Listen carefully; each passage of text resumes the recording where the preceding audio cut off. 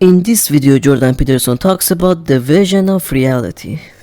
So that's another indication of the idea that order, that's culture, is surrounded by chaos. Chaos is represented by that big snake. And I think in this one there's a snake down here too. Yeah. So there's a snake in the Scandinavian world tree, just like there is in the tree, by the way, in Genesis, right? So, and then there's this tree, which is being drawn by a woman named Angelica Gebhardt Sayre, who went to the Peruvian jungle and asked the shaman there about their visions of the world, and then drew this picture as a consequence of what they told her. And what you notice is, well, there's a tree, and there's this big snake that surrounds it. And so that's an archetypal idea. And so archetypal that, you know, the ancient Scandinavians and the Peruvian shaman in the middle of the Amazonian rainforest can have the same vision. And the vision of reality is associated with that multi-level idea that I just told you about, you know.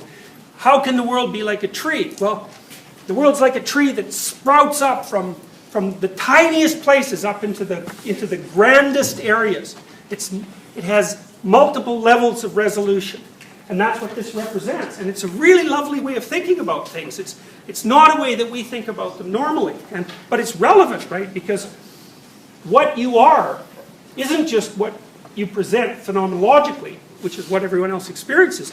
It's all the microsystems that you're made up of that are invisible and that can go wrong and that have to be diagnosed and fixed. And then, just like that, you're embedded in your families and your larger cultures and so on. And if there's pathology there, there's pathology in you as well. And so you are structured in this tree-like matrix of interconnections, right from the subatomic level all the way up to the cosmic level. It's all affecting you, all simultaneously, and this is a very nice way of representing that. I'll show you one more picture, and then we'll stop.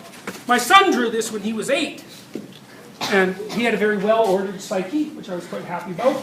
But let me show you. I thought it was amazing when he came and showed it, so I have it laminated. It's in my office. So first of all, you have this, that's order. Those are all mushroom houses for reasons I really don't understand. And all of his friends live in those mushroom houses, and they all have his friend's name on them. And they've got little fires, because kids always draw that, eh? There's always a chimney with a fire.